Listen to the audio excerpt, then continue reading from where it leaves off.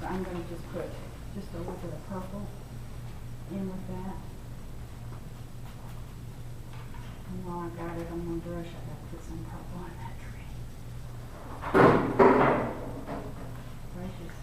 Are you okay? You didn't fall down, did you, Kay? Kay, you all right? No, there's something over there, something back there. Oh.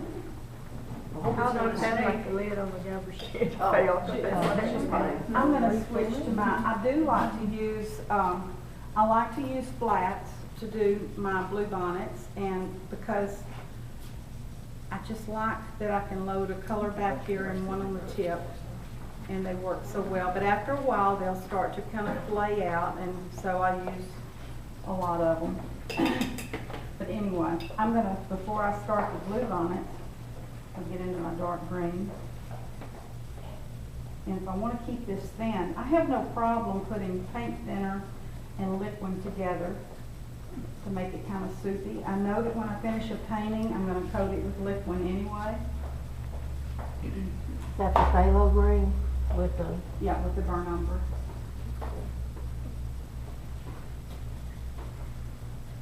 And where do I start when my brush is loaded with dark? I start on the shadow side.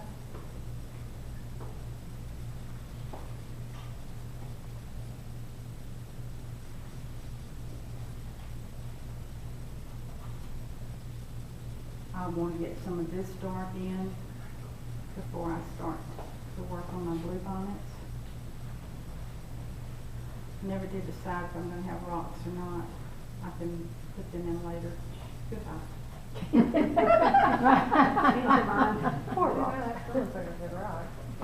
Yeah. I don't like to totally be committed to anything.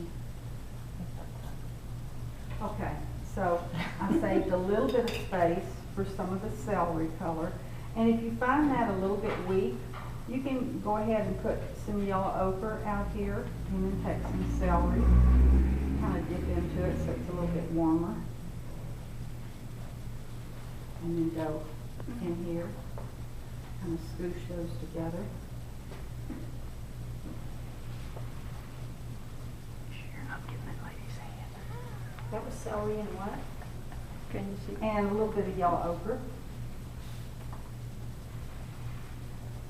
So it's just, and before you start to do this green business, make sure you have all the blue you want. What I'm not crazy about right now that I see is, and I'm going to go to light first, is this, nothing was connected. Y'all saw that. Why didn't you tell me? We were doing good. We didn't want to show all the pictures. That's all right. I overlooked it.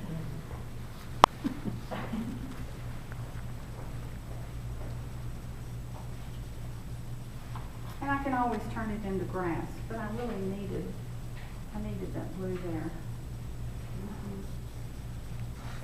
And you can have some that are, you know, out by themselves like that, but start with the strong dark color, because there are some that are. Is that ultramarine? Mm-hmm. Yeah, so before I finish it, and I know that celery looks a little dark, but once I come back to it in a minute, I'll brighten it up. And when you're doing that though, remember if you'll do that first, and then sweep it up a little bit. And don't forget, you don't always go up and down with your bluebonnet patch from this side. Cut into a patch from the back side. I mean, sometimes change it up. So anyway, got some stuff there. Now, like I showed yesterday, I'm going to clean some of this out of the way.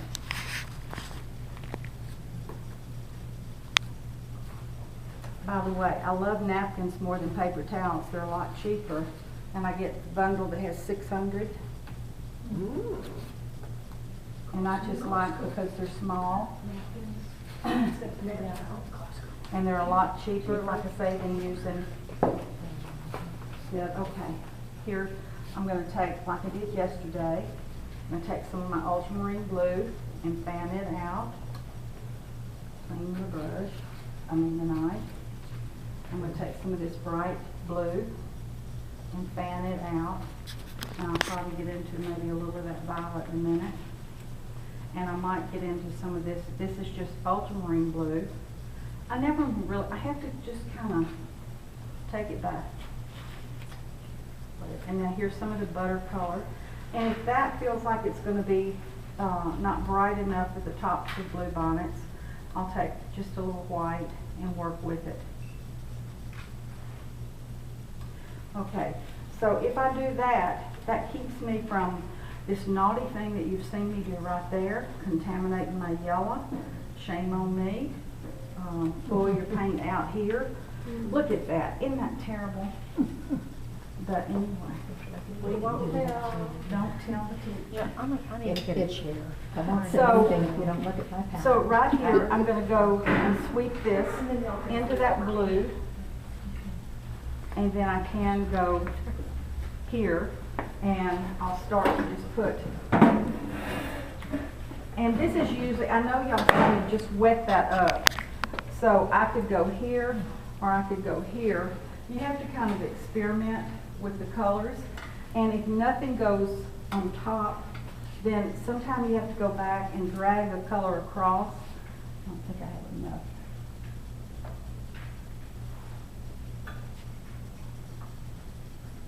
Yeah, that's what I want. And then I work it up and down. What you don't want to do is be obvious where you've got light and dark. That's 2 levels. And then once you get a good pile wet, then you can take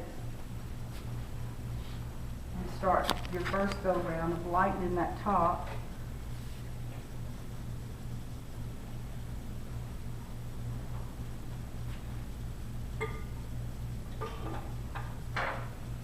And for every one of those little jobs that you do like that, you want to do that before you do that. Don't go crazy. And so the first go round, if they want to sink in, let them. If you need to do that every once in a while, then do that also. But don't forget that some of your prettiest blue bonnets are going to be down in that patch. They're not all right on top. Where you have some places that catch the light, or for instance, I'm going to show you something else. Say this is finished back there. Then if you want a blue bonnet to show over that road, some places in your blue bonnet painting, you just want to leave some darks. Don't do anything to them. Don't lighten them. Don't put white on top of them. Just leave some dark. Light against dark. Find some places that you, if someone that's looking at all of these doesn't have the sense to know that those are blue bonnets too, then Then they don't deserve the painting. right. So again, if you have problems wet and wet, getting this here, and you need to go brighter, well then go ahead and put it. Don't be afraid to work that color down into the dark, and also that you can work, go back if you need to, and pull some ultramarine blue. And then if you need to, go back to your, either one. This is a pretty light purple, but I love to introduce violet tones into some of those blue bonnets too. And then as I start to work that, and I get that, let me go just a little bit more blue.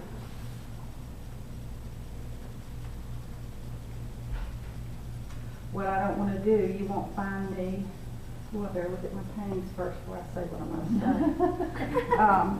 Try not to put those brightest white dots within 1.5 inches of the corner, because you want the person to look, you know, further in. You remember that thing I did? Mm-hmm. Okay, then you want to work toward, and like right here, I think that'll be a yummy place for getting that rock. Now see, I can come and make that yummy. And so I'll just wet that up. And if you use flats and you do something like that, even though that grass is green and it shouldn't stay on top, you can hit things lightly with a flat, even on top of some of that green. And I'll come here and connect those with some bluebonnets and some grass. And then maybe down the hill just a little bit. So I switch back and forth from pretty purples, that's slightly going down the hill. Connect those, so there'll be some stuff. So I'm getting all these patches like this, and then I'll show you how to connect some of them. I don't know what that's going to be. I think we'll carry that blue bonnet on in there too. And then I think that's kind of close, so I'm going to kick it back in here, and I'll have a pretty little patch somewhere in there, and then probably lose some of that business over there. Very liberating.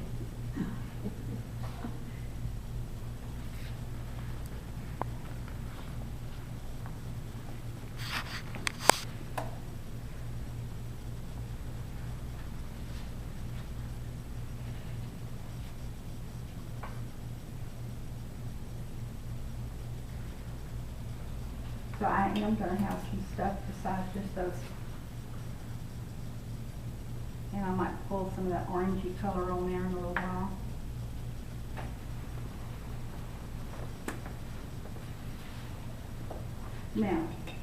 Now that I've got some of that started being wet, I'm going to go back to the dark green. And by the way, some of the dark green mixed with some of the dark purple, where you really need more drama,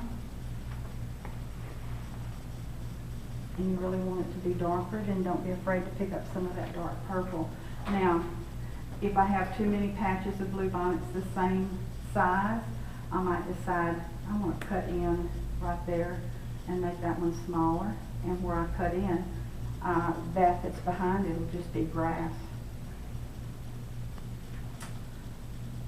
And if I really want to cut into it completely, I just split up that patch.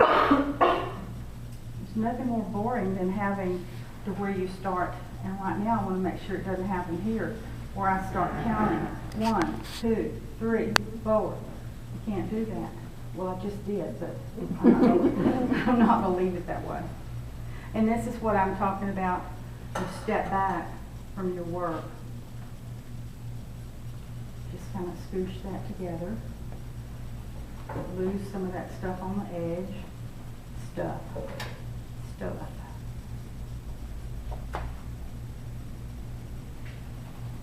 me just get rid of that.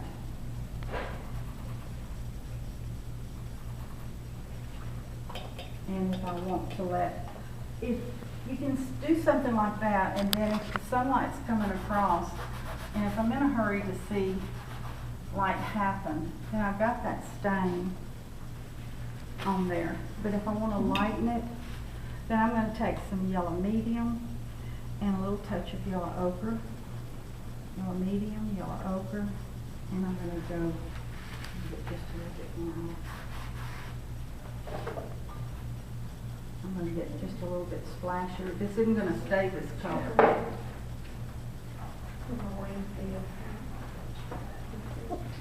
Kind of like it.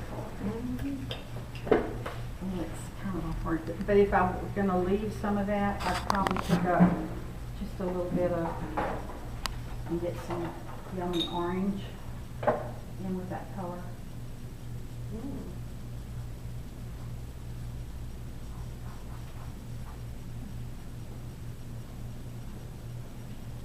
Now, we'll go back to the little bluebonnet.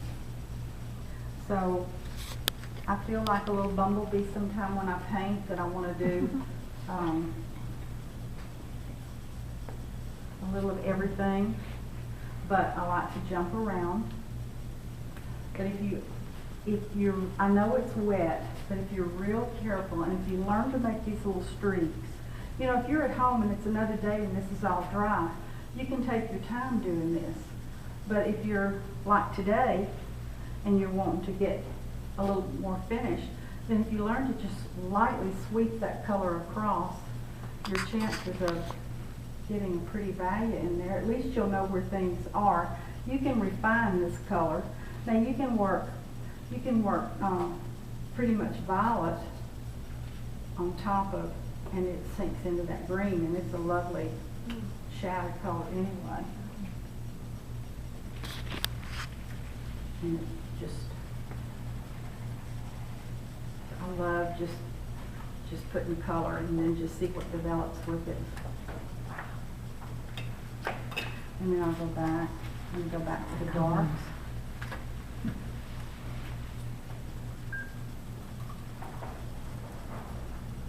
And usually this is when I'll take, with the dark, I start to connect some of these patches together.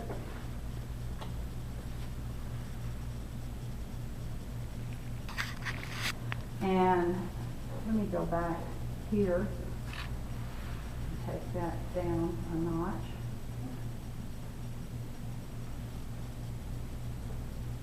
So that I'm always thinking when I'm doing landscape paintings, how you can make, what you can do to get light against dark and create shadow. And just like up in here, I would bring, I know I'm still doing blue bonnets, but you'd bring some of this dark.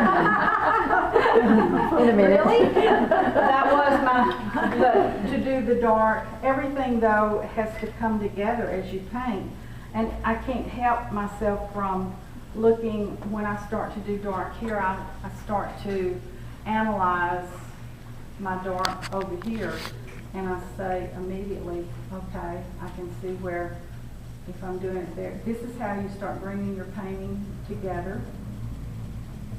So go ahead and put the color, even if it's not blue bonnets. But here I'm going to put some of this dark here, because what I'll work up in here, I'll have some of those little white flowers.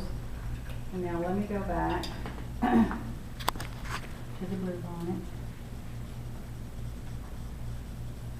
Sweep that color. And don't keep working your blue bonnets until it gets all muddy. If the color keeps sinking in, just go ahead and wait a while longer. And decide if you want to use butter color. You see how few strokes, but I would just assume have some with the different value blues. So I'm just pulling a few just to get it started. But some of the prettiest ones, but also when you're doing these at an angle, I still like to have the blue bonnets pretty much straight up. But this first go round, if these little pitty pats sink in,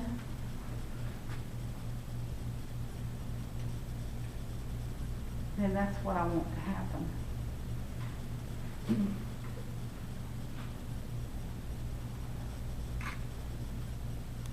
And you just keep working it and refining it. Sometimes it takes this brighter blue.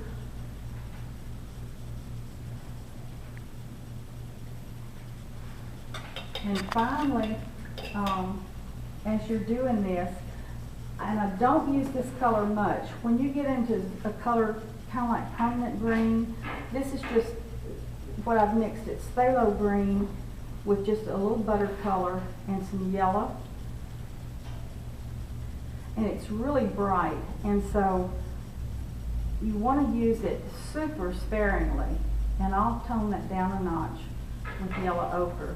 But sometimes, and usually I reserve this for close to the finish, and I might put it in a few places, and when I put it on, it'll be something like some of these kind of strokes.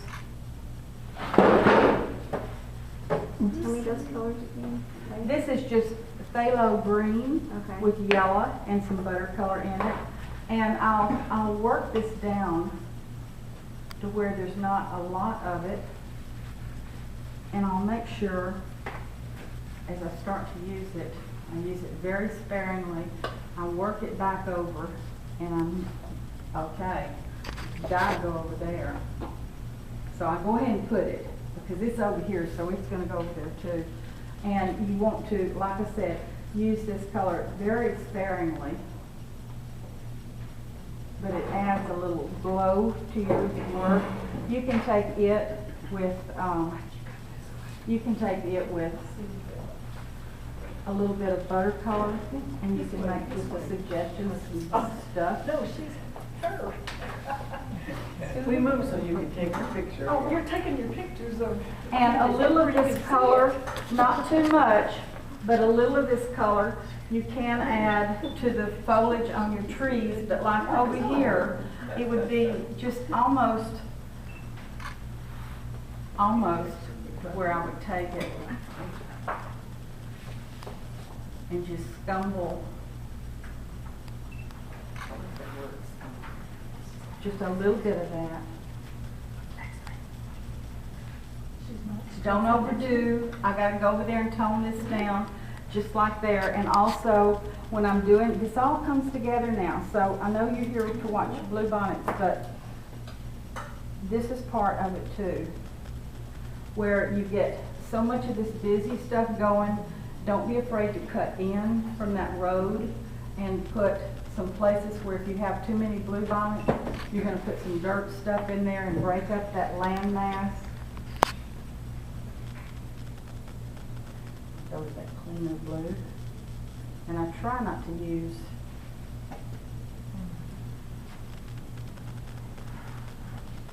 What blue is that? this is ultramarine and white. And this is where you're going if you go back in here, but you want to lighten it probably even more than that. So if you do, so forget this. If you've got that and you're not happy with that color, then don't be afraid to kind of scoosh over some of that.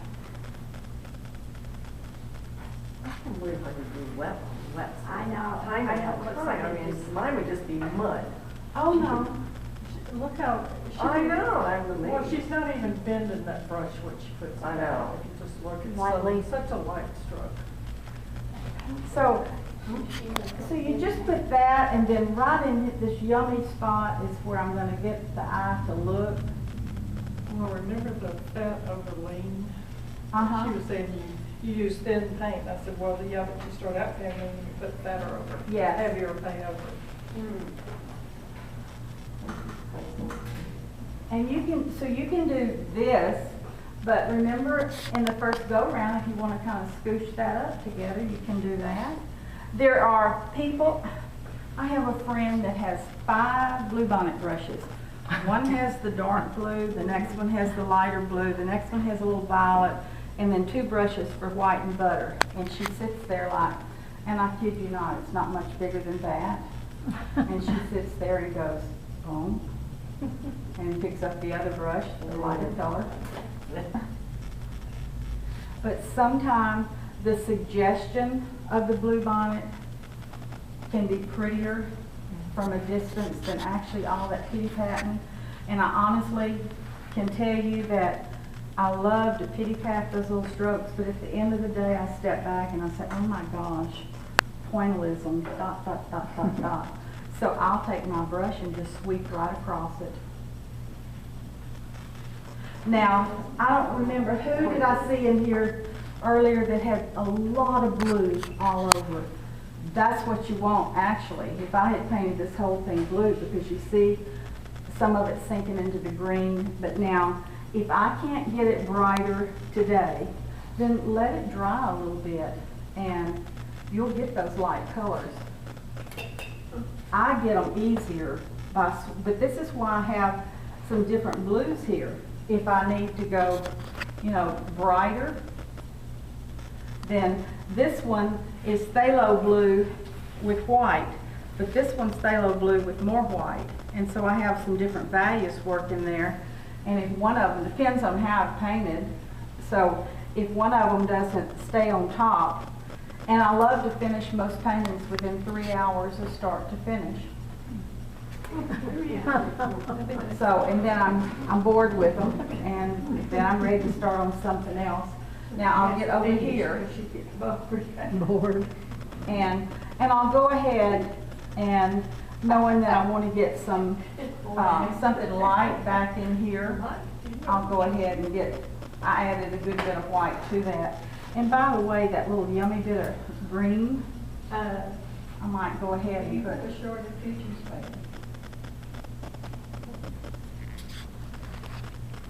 just kind of drag a little of that green over that color to seed it.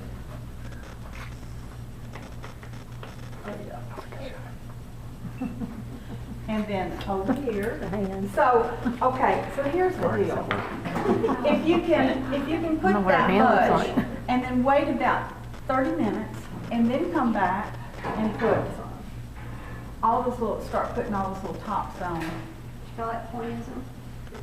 Yeah, yeah. I'm a graduate. So just give it a few minutes. And then start to do your thing. And probably for every 10 that I hit with that butter color, I'll come back. Let me make sure I'm meeting on that. I'll come back with the special ones, and I'll hit them with a whiter color. But I don't go to the edge. And sometimes I want them down in that patch instead of up here against that road. Why have light against light? And I like those other little flowers, you know, those, what are they called? The little white, they're a poppy. They are, they're little white flowers. The bigger They're ones blue are right now. poppies. Yeah. There's some that Yeah. are taller and There's a bunch rounded. around my house. Those are I Vivian's love ones. those. Well, these Anyway. are like, kind of like a tulip. So you can see Yeah, that's a where poppy. if you, it's really choice.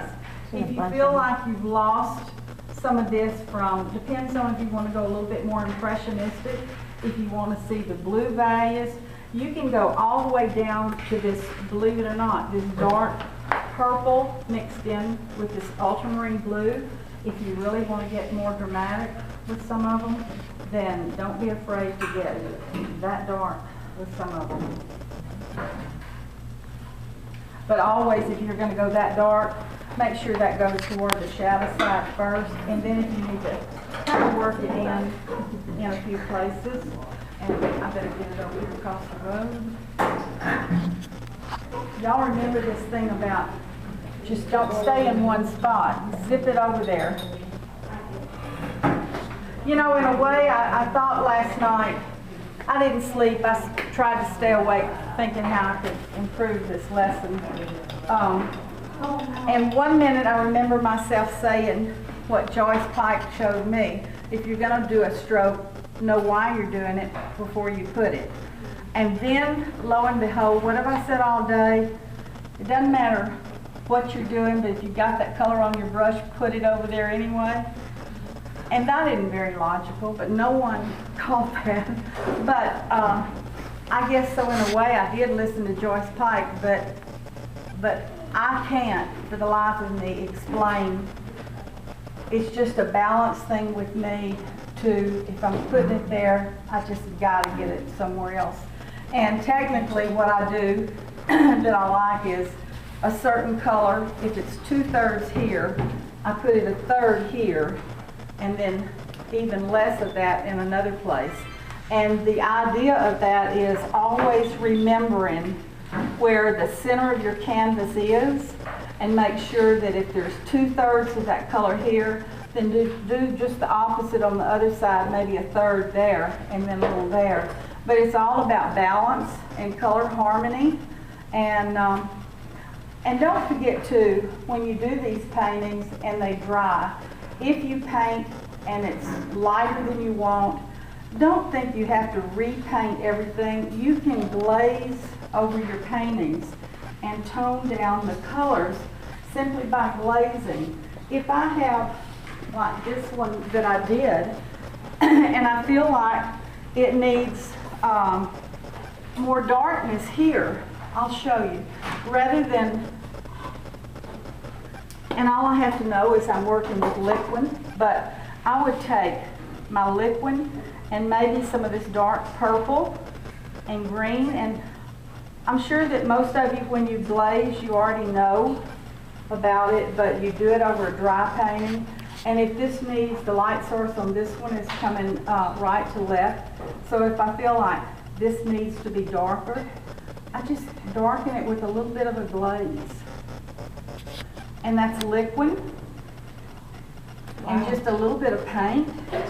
So you don't have to always get out of Tricks of the painting trade. and start to paint